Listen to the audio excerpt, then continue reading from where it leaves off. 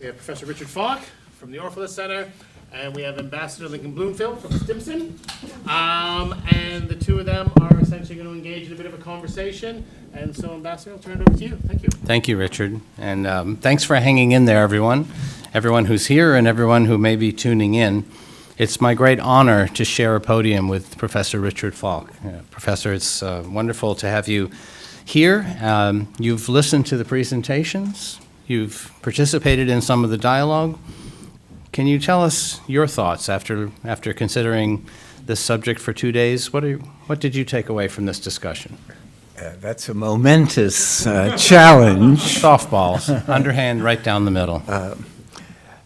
Well, let me make a couple of comments. First of all, I found the overall level of discourse very congenial and very stimulating. And it seemed to me to be that there was a soft consensus around the need to rethink how policymakers articulate the threat of ISIS and what to do about it. And we had Clark Macaulay's very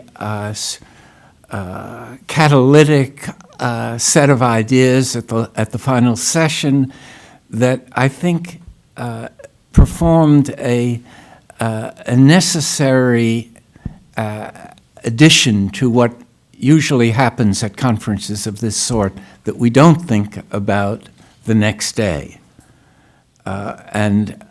However speculative and conjectural and vulnerable to revision and disagreement, it puts us on a course of trying to avoid what's happened in so many of these post-conflict situations, of essentially walking away from them, starting with the aftermath of the Soviet intervention in Afghanistan, the Libyan intervention to some degree.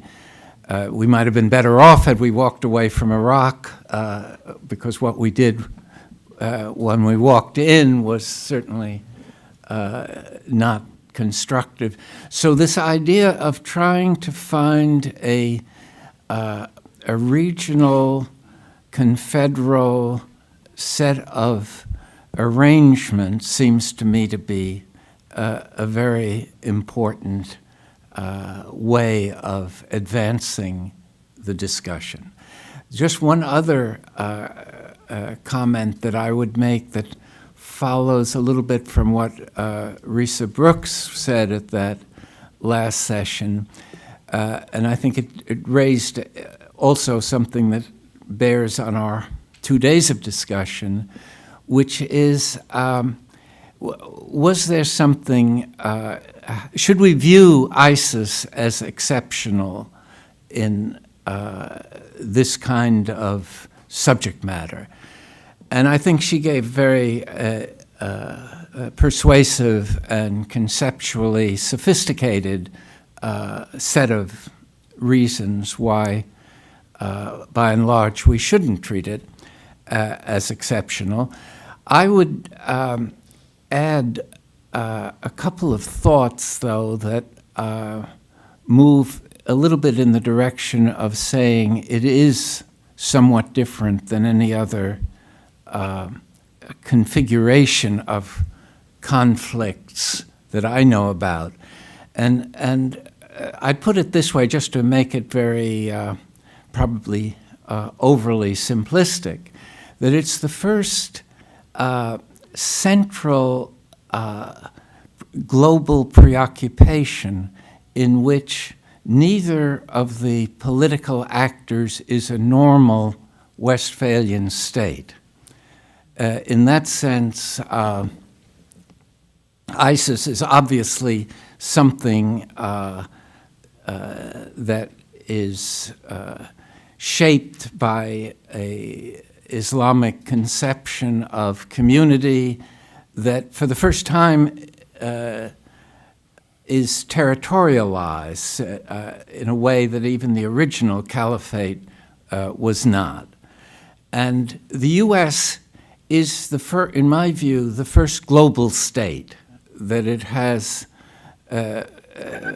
700 or 800 foreign military bases all around the world, that it has navies in every ocean, that it has, in other words, a global. It's not an empire in my view, but it does have a global, self-appointed security role that it exercises more or less successfully.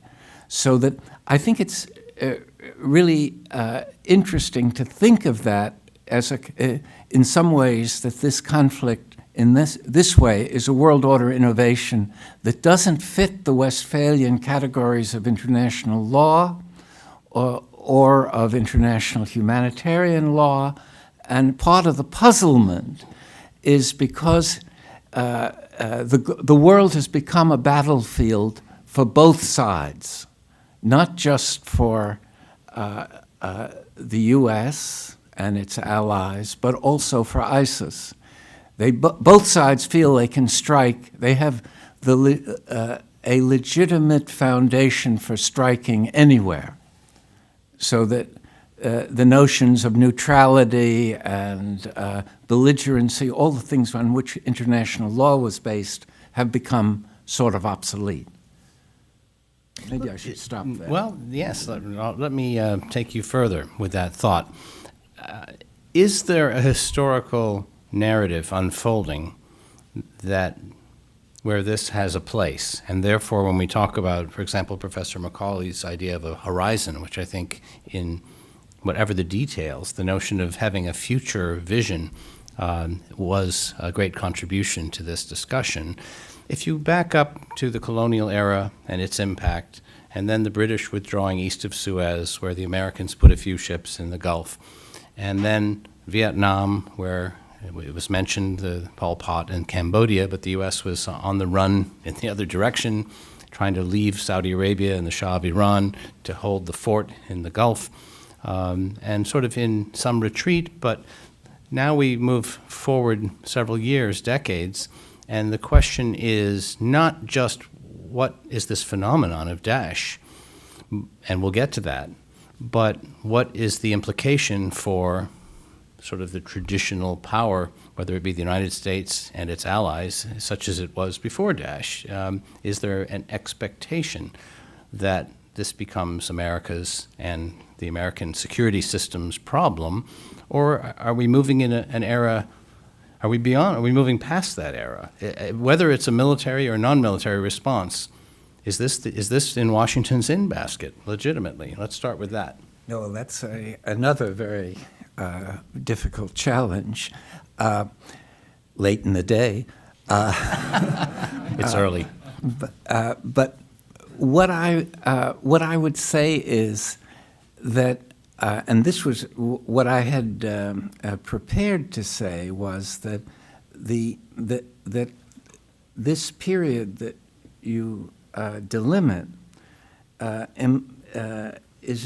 embodies, of course, several different tendencies, but one of them is the failures of militarism as a way of resolving political conflicts internal to foreign societies.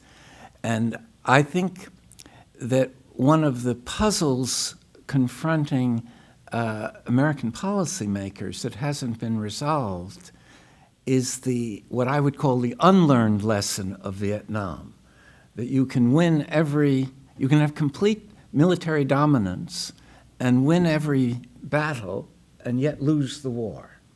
And that you can't, military power, unlike the way it functioned in the colonial era, no longer has historical agency in these kinds of conflicts.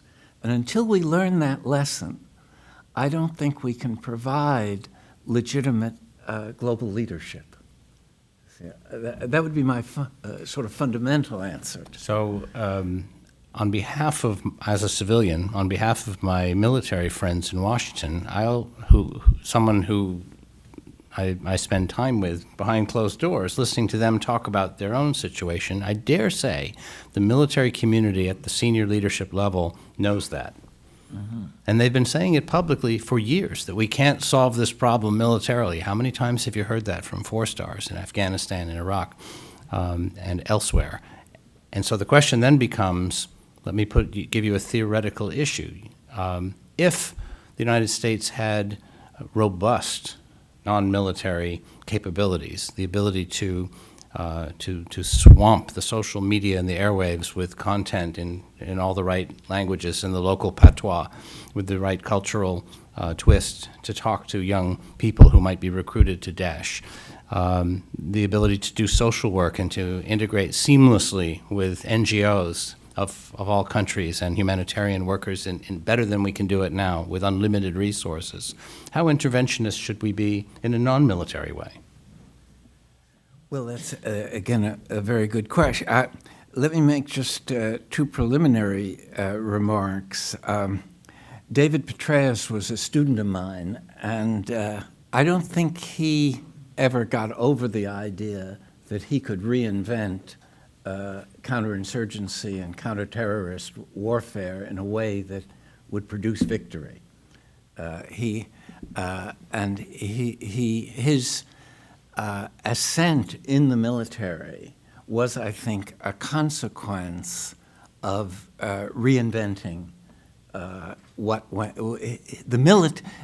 militarist may be more satisfying to the political people than to the military elite itself, but he sort of restored the credibility of interventionary diplomacy, military interventionary diplomacy, and I think that's the other point that I would make is that, with particular relevance to the Middle East, is that our policy cannot assume a constructive role unless we rethink the two special relationships with Saudi Arabia and Israel. And I know that's harsh words in this city, but I feel they've distorted the way in which the United States has tried to behave. For instance, it's prevented the advocacy of a nuclear-free zone in the region, which I think would be a very constructive kind of initiative. And we can't even talk about it because of the special relationship. Saudi Arabia has promoted jihadism all over the world with billions of dollars, and we are supposedly resisting that.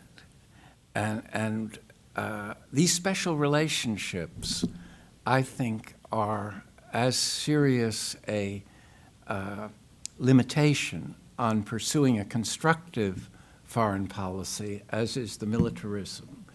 And this then gets to the point, I view these two things as preconditions to restoring a constructive role for the United States in the region.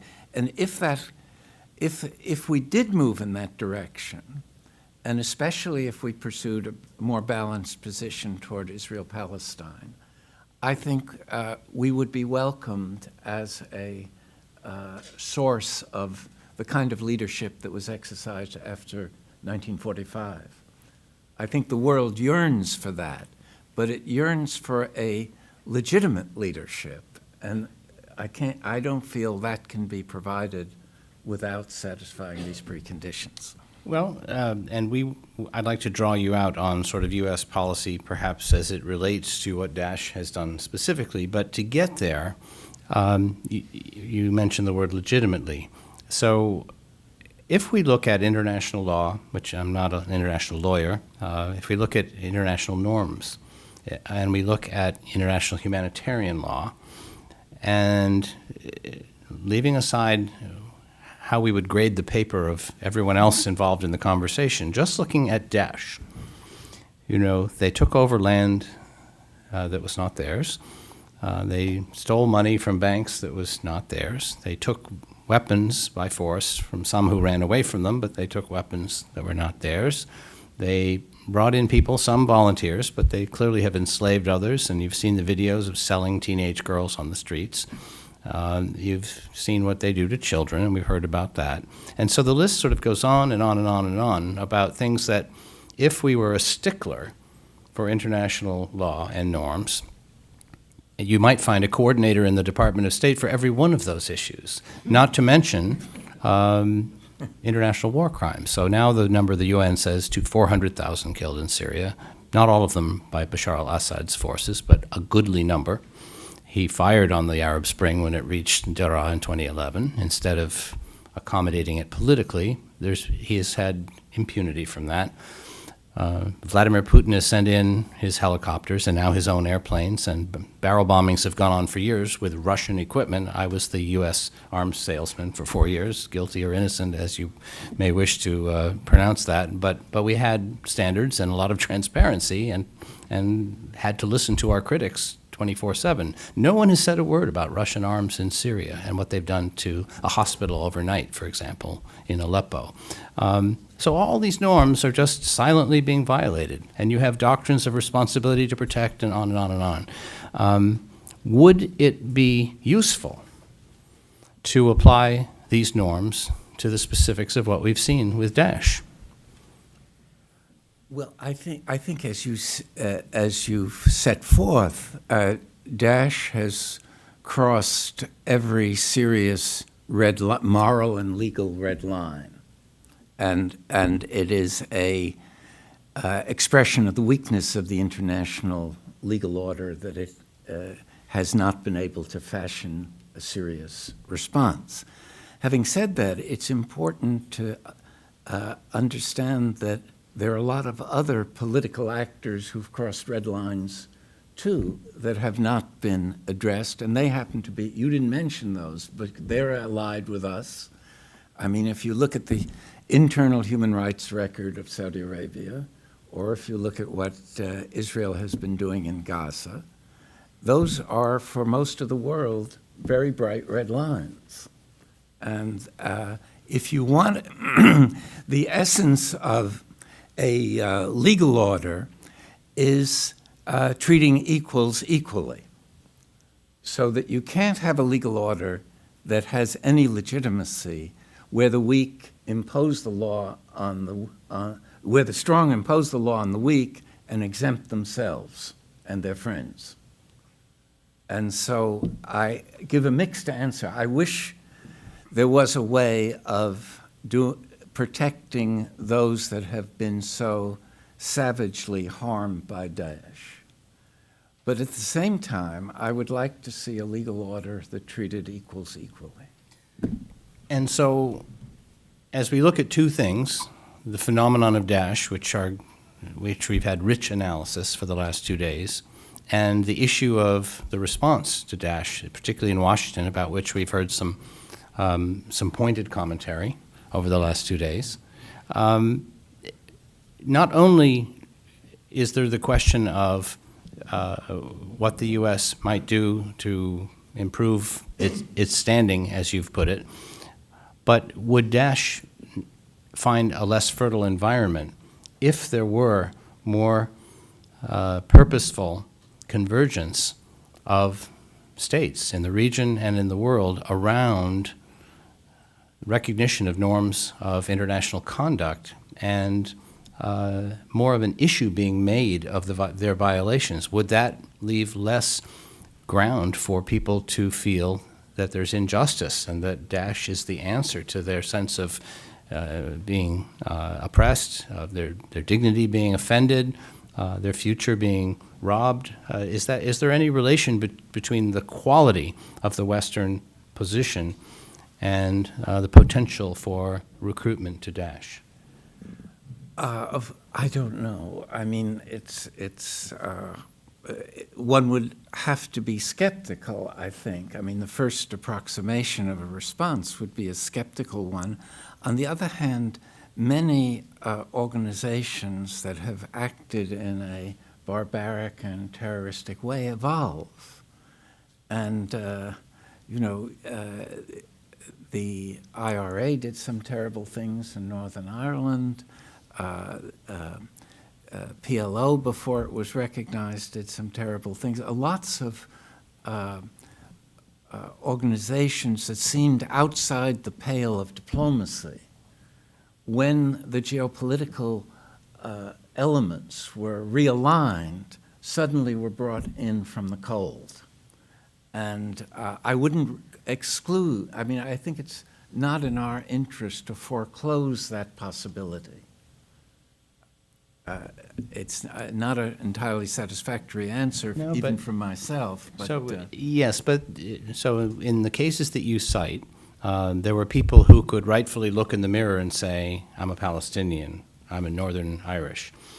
Is there someone who looks in the mirror and says, I'm Daesh, even though they come from so many different places? well, I think they have a new sense of identity. I think that's part of their innovative world order presence. They're not a Westphalian state. They're an Islamic community that is aspiring to be something new, something different. And, recalling Samuel Huntington's Clash of Civilizations, one of the points that's often overlooked at the beginning of that article was his sense that the history of international society or international life was defined more by civilizational communities than by territorial national communities, that was a modern innovation, and that maybe we were going back to something that was more civilizational. And you could, if the European Union hadn't fallen on such bad times recently, one could see that as a move in that kind of civilizational direction, and maybe some of the regional innovations that are being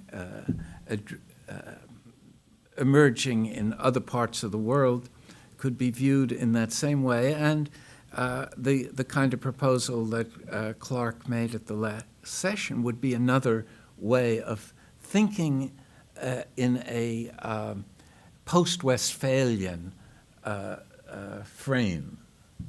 So that's really such a loaded comment. And let me start with the late 1980s when Professor Huntington came out with this piece. I was in the Pentagon, and with my boss, we put out a rebuttal, essentially. And the rebuttal said, far from leaping into the arms of our fellow European cousins, some of us, that the future for America and the opportunity for the United States, given its melting pot heritage and its role and aspiration in the world, would be precisely to embrace the Confucian cultures and the Oriental and the Maghrebian, and in other words, to connect and to be a facilitator and a convener and a friend, essentially, to the other civilizations. And so my question, let me give you a question. We come back to the notion of Daesh turning into a post-Westphalian, but a state. Here's my question about the horizon to which that leads us. It seems that in order to do that, what I thought Professor Macaulay's concept was, and I don't mean to misspeak, was to essentially boil each of the ethnic groups down to their essence, give them their own political piece of land and some way to confederate or to interact appropriately. And yet at the same time, those who couldn't survive that process would flee, as they're doing right now, and they would come to places like the United States where the expectation is we would assimilate them, as we've assimilated hundreds of other bloodlines, if you will. And so the horizon that points to is an America and a West which is much more of an assimilated, at best, set of societies that have heritage from everywhere, and a set of ethnically pure cantons in the Middle East. And my question to you is about the compatibility of us and them in such a world. And it comes back to what's important for U.S. policy in the West.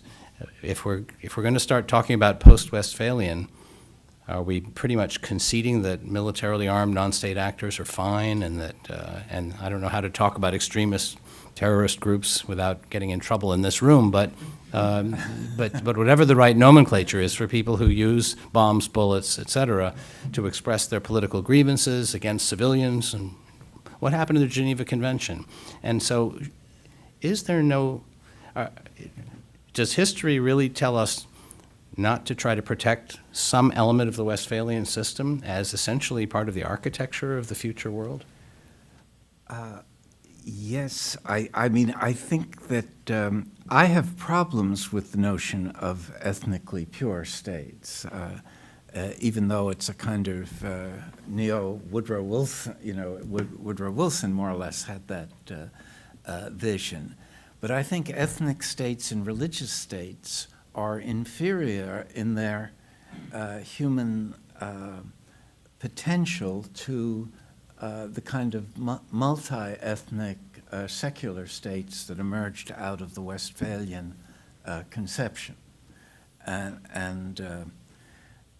So in that sense, but at the same time, there is such a destructive turmoil in this region with no end in sight that I think one has to be prepared to make some the possible is an enemy of the desirable in the historical context that exists.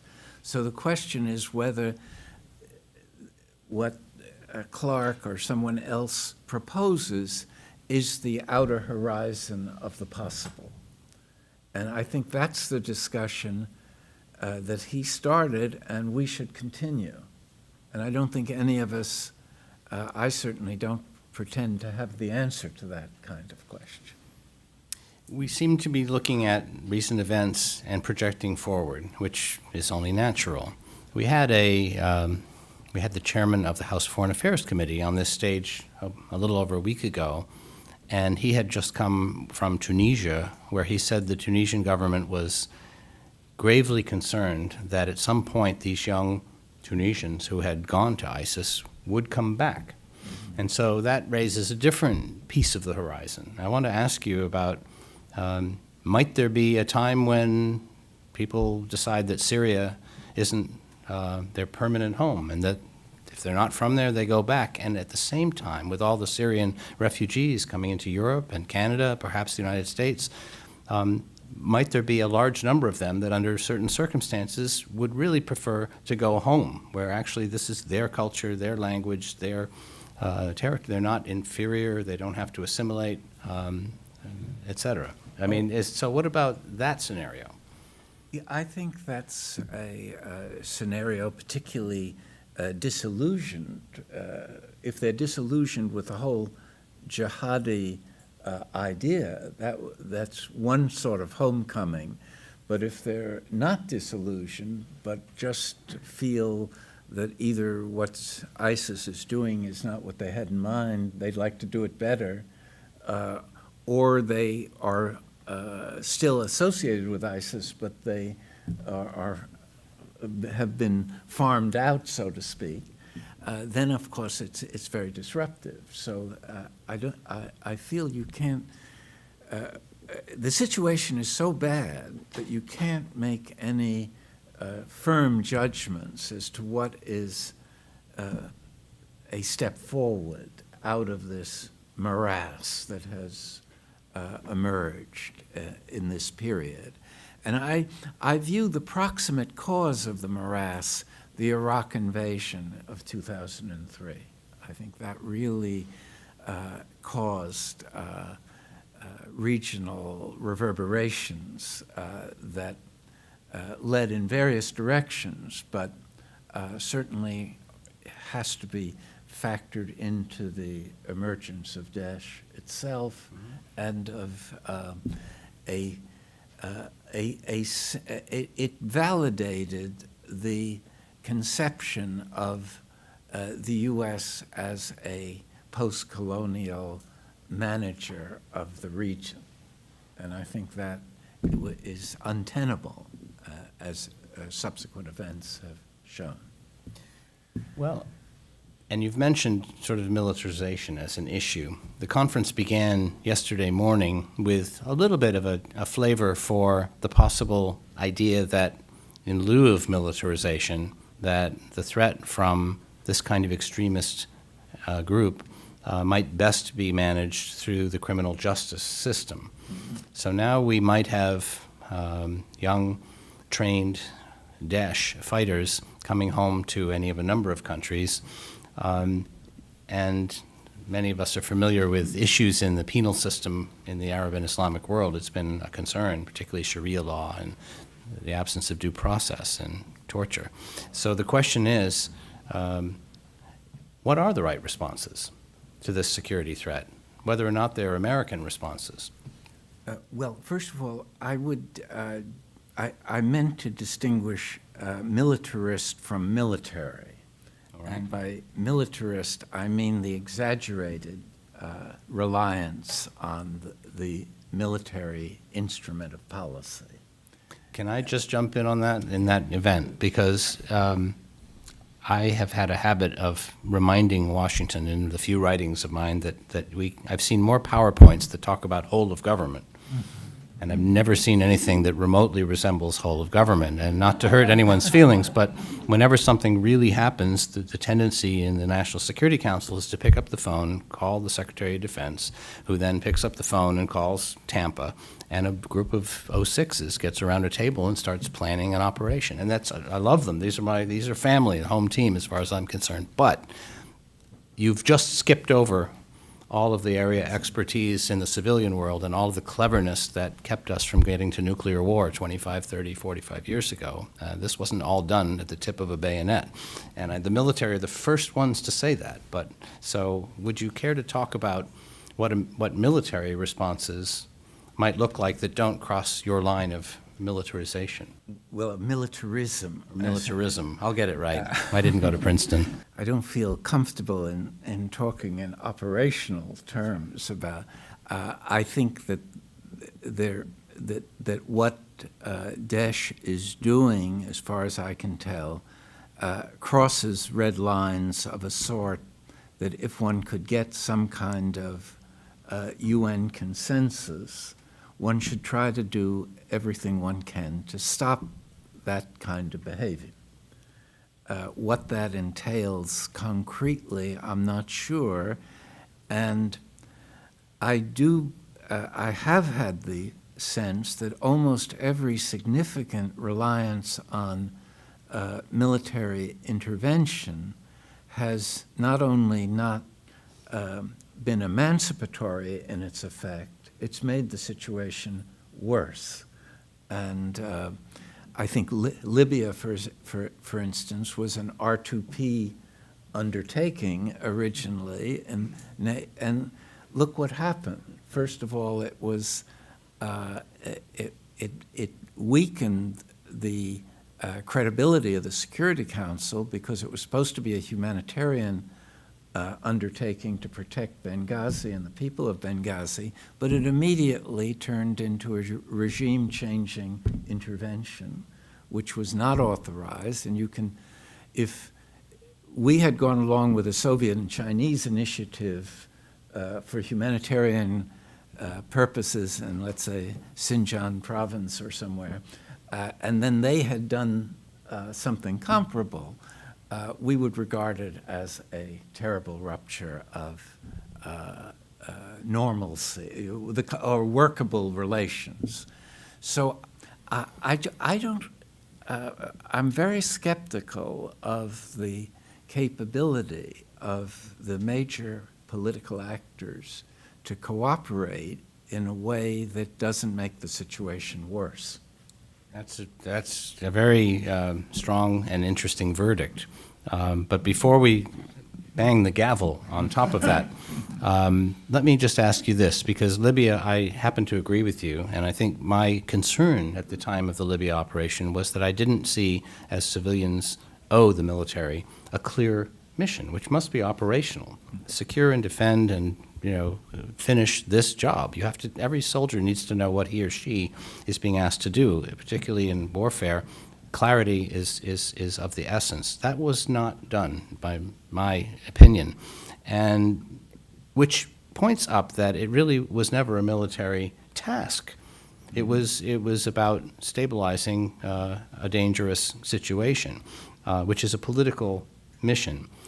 So my question is, whether or not the United States has the wherewithal to do it well, how would you describe the political mission for the world with respect to Daesh? How would you describe that? What needs to get done that would be legitimate and that might be stabilizing? Well, that's difficult without these preconditions. I don't think that we're hampered by the fact that we don't have, we as a country don't have credibility in the region to use force. And if we try to use it, we deepen the antagonistic forces in the region. This is I think, position that's been sort of well articulated by Chaz Freeman, who you probably know. Chaz, yeah. And and he's an experienced diplomat in the region. And in a way, I'm echoing his sentiments about this kind of issue, at least as I understand them. And I wish there were. Of course, it's very frustrating that there's not a more satisfying answer that I can really provide. Well, let me. Ambassador Friedman is someone I've known over the years. He's a China hand. He was a DCM in Thailand, so he has a very broad breadth of experience. If I understand his critique, which is not shy. Part of it is aimed at Washington and the way Washington tends to do things. So let's reflect a little bit on what we heard from the presentations in the last 2 days, where there was a sense that politicians and media tend to essentially reward the basest instincts and fear-mongering, and it keeps people watching and play to the lowest common denominator. I guess I would frame the question to you this way, Professor, which is, first of all, no one can argue that the United States political process is entirely closed. You've had insurgencies on both sides of the aisle that disrupted the establishment expectations in both cases. And it's those voices that have used words like revolution and goodness knows what Mr. Trump's words were, but take your pick. And yet they've had huge rallies, and there's a lot of internet excitement, and a lot of it is different from the way the establishment views these problems. And so if this is not an unfair thing to ask, this is a wide open democracy, and there are dissidents all over the world watching it on the internet. They know more than most Americans about our own process because they don't have that. Their politics are locked up, and so is their media. And so here's a wide open process which produces the lowest common denominator and arguably, if that's a consensus among experts here, the wrong kinds of answers to the challenge. How do we deal with that conundrum? How does a wide open democracy that has to listen to the grassroots and respond to it, and has a media that is not controlled by, Pravda here in Washington, how do we come up with the right answers as a democracy? Well, but remember, what you're calling a wide open democracy is attacked by both of these anti-establishment movements as rigged. That's the favorite word, rigged. And the role that there's another line of critique that says that what has seemed like a democracy has become a plutocracy in which, it's part of the Sanders critique, of course, the 1% controlling the political system. And I think a lot of the anger that you find at the two margins, left and right, has directly and indirectly to do with this inequality that has deepened and I think impairs the quality of democracy.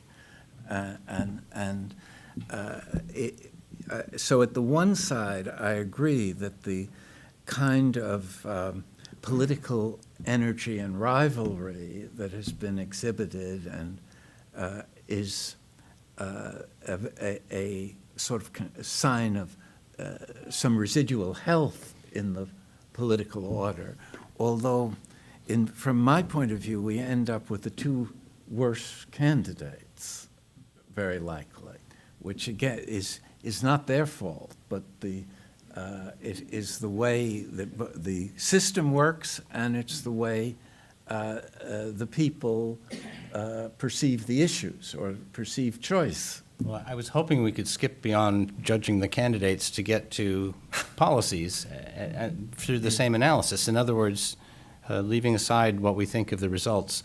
But does this not, and I've used the Bernie Sanders analogy talking about Iran's elections, and you can imagine how if he were pointing out corruption, how he would do in China, or if he were, look at Kasparov and others in Russia. But here he is with stadiums full of people. Which is the good side of the process. And the same, Mr. Trump gets his crowd, whether or not Washington approves. And so that's the difference. My question is, can this system produce intelligent policies that listen to the experts, synthesize from them the best things of what we are capable of doing, forego the things that we probably can't do very well, reach out to others who are better suited, and know why we're doing it and on what basis and what sort of long-term norms we stand for? What are we reinforcing here? Is it just because it's good for 330 million Americans across the pond, or are we doing all this and caring about it for reasons that are slightly larger than that? Well, I don't want to repeat myself, but I still feel those two preconditions are necessary for us to exercise constructive leadership and play a constructive role. As long as we have that militarist illusion that we can successfully intervene, and if you listen to the discourse on these issues from the candidates, they all seem to me to project some kind of military scenario, some more crudely than others, but there is that kind of militarist consciousness that I think makes it very difficult to move forward in a constructive way. Of course, I hope I'm wrong about this, but as near as I can tell, the preconditions for a desirable foreign policy in the region are very, very hard for me to envision. And I would again mention the two special relationships. I don't think you can move very far forward without rethinking those relationships and treating those two countries as normal states, not as unconditional allies. So there's an implication there that the Middle East region has the moral wherewithal to make judgments about American posture in the region, that we would be better received under certain circumstances, we're not as well received under other circumstances. That implies that they are judging us. Leaving aside the U.S. response and moving just to the region, is it your sense that the people across the Arab and Islamic world in particular, when they see a child being dragged into a fight to push a button and blow up a marketplace, when they see teenage girls being auctioned off on a street corner or beheadings being put on the web, do they not regard this as an abomination just as we do? And so what where does that leave us? Does it mean that we should find some solidarity with the societies in the Middle East, or does it mean that they know well enough that it's wrong, so let them handle it? Or what's your take on that? Well, again, I think you're being too selective in the example. Probably. I'm sure you'll correct me. And that they see these things, and I think the great majority abhor them. But they also see what's happened to the people of Gaza. They see what's the beheadings in Saudi Arabia. There have been more beheadings in Saudi Arabia since January 1st than ISIS is guilty of. There are public lashings, public executions. It makes, if you're selective in the way in which you define moral outrage, you are perceived as hypocritical. And that's why I think human rights, as well as international law, depends on treating equals equally. And until we can do that, I don't see how we have the moral high ground. So that does suggest elevating a conversation about international norms and international rights. Yes. Is that a path that leads to greater moral clarity and a sense of legitimacy and perhaps correctives? We'll see. I hope so. Let me just ask one more question before we open up the discussion here, and about the media, because you mentioned Gaza. I've traveled a lot through the Middle East, and I was there during one of the Gaza conflict times, and I went from one capital to the next, and kept flicking through all the channels. And of course, there are several satellite channels in the Arab world, and it was striking how continuously the worst of the video and the worst of the audio, if I could put it that way, shrieking children, shrieking mothers, bullets. In other words, once they had the most compelling excesses, it was dramatically put on the air and guaranteed to infect one's emotions, including mine. And when I came back, I turned on the evening news, and it was as if nothing was happening overseas, barely a mention. And so, what's the importance of the media in terms of right or wrong, but in sort of having an effect on the temperature of the players? Oh, I think it's crucial. And I think it contributes to this selectivity of perception that you described, that you experienced yourself, and I've experienced it many times too. And I was also in the region during the two of the three Gaza attacks, and there's no question. Even CNN International is different than CNN here at home in that way, and gives you a much more balanced understanding of some of these international issues. So and whether one analyzes the media as having become too corporatized or too subject to advertising, I don't know enough about, but it seems to me that your earlier comments about the virtues of an open democracy here, they really depend on a vibrant media that really does try to not bias the debate too sharply.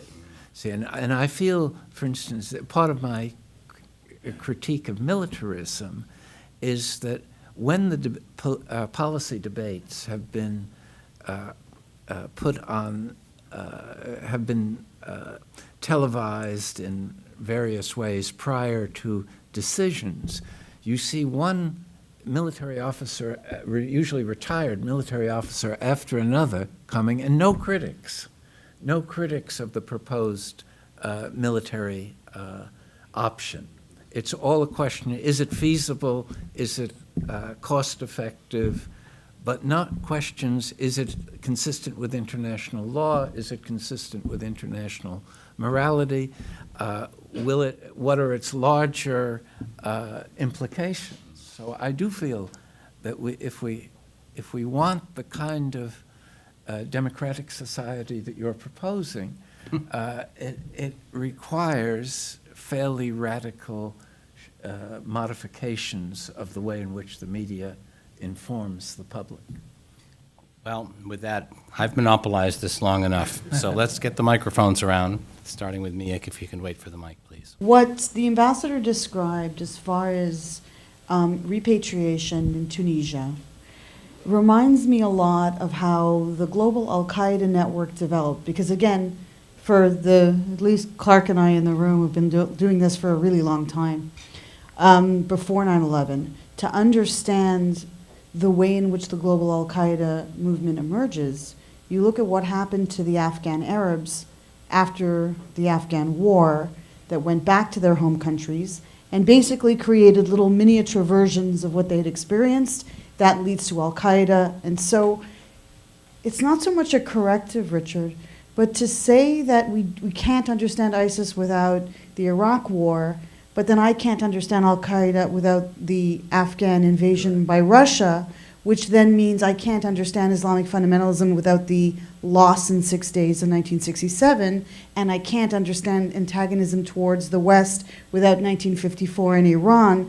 The problem is we can keep going back further and further and further, but there isn't path dependency, and at some point we have to recognize that individuals, organizations, or groups have made certain choices. And so on the one hand, I absolutely would be very concerned for Tunisia that you have 6,000 foreign fighters, however many survive. But the question that has never been answered, and I've asked this at CSID, whose focus is on Tunisia, Tunisia is the one success in the Arab Spring, and yet has generated the vast majority of foreign fighters of any country in the world. And we cannot answer how this happened. How did we have a successful transition after the Arab Spring and yet have this negative result? Because we can't blame Islamophobia, and we can't blame Israel, and we can't blame any number of exogenous players to explain this one small phenomena of the one place that should have been a great success and was successful compared to Syria or Libya or Egypt or anywhere else. And yet the end result is 6,000 ISIS fighters. So part of it's not so much a corrective, but part of what I wanted to add to the conversation is that when we look at ISIS fighters that are coming from Europe, Islamophobia plays a part, antagonism towards refugees, and the position, whether in our house or other places, the banlieues in Paris, the Molenbeeks, for example. It still doesn't explain to me how the vast majority of foreign fighters are coming from the Islamic world. And so it's looking at the inherent problems within those governments and those societies. They have, for the longest time ever, played this diversionary game of, oh, well, let's not notice how poorly run our government is because of a Nakba. Like, at a certain point, even someone who's against the war in Iraq in 2003 and 4, and even someone who agrees with you about a two-state solution, has to say, you can't always blame something over there for things that are happening in here. Well, I think that you put these issues in a forceful and important way, but I sense that you were implying that I was blaming Israel for these developments in the Islamic world. And it's one factor, but it's by no means an explanation of these events. I don't know enough about Tunisia, and I trust your 6,000 figure as accurate. But I know that there is this extremist element there, the Salafi element there, and that felt excluded from the beginning of the transformations that occurred in Tunisia, and the I've had some contact with Ghanouchi, the leader there, I always mispronounce the Enkada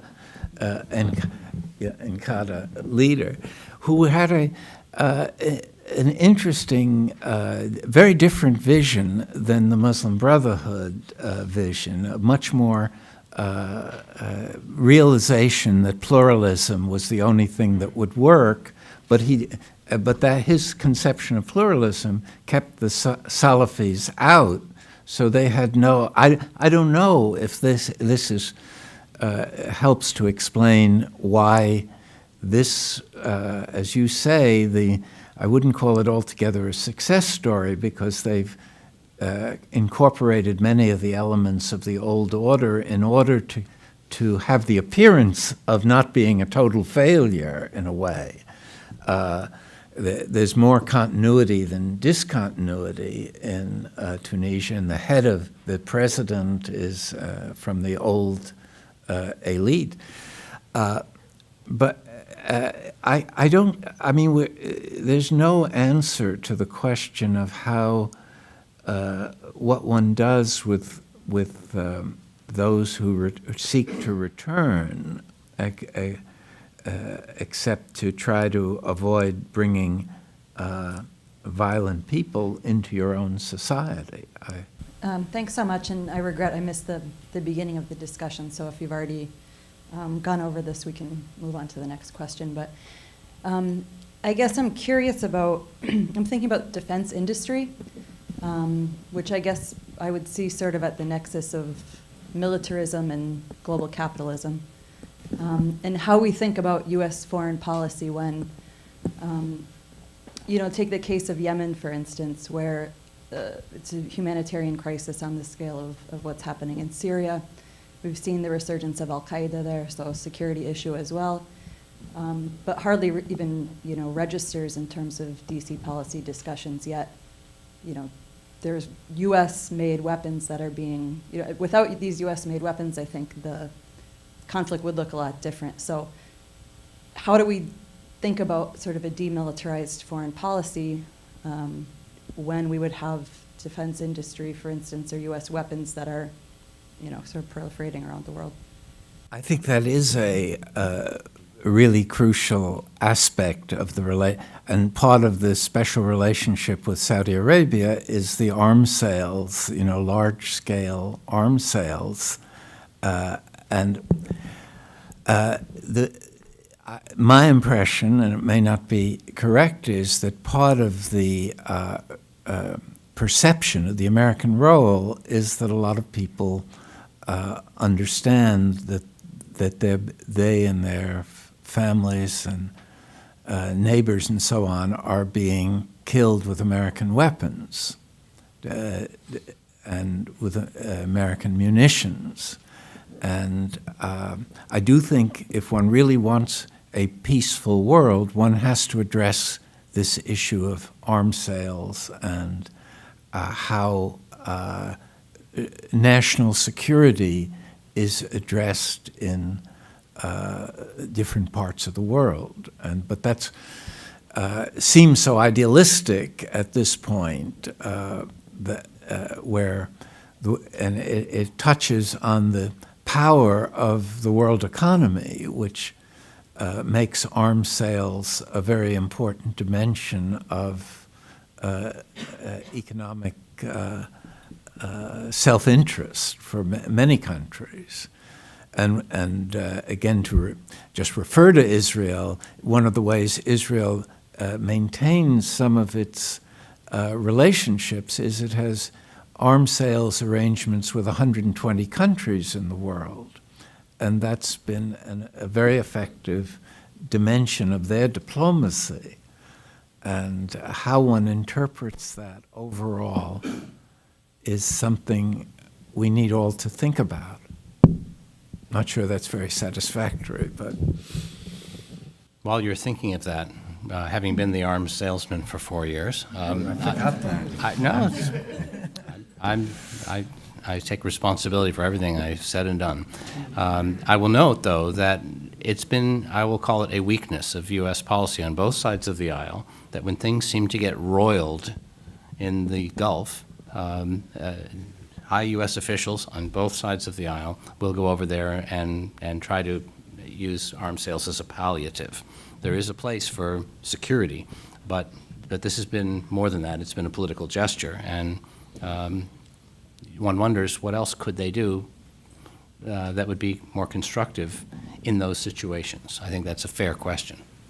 All right. Well, and with that being the case, Richard, would you like, Michael, would you please come to the front?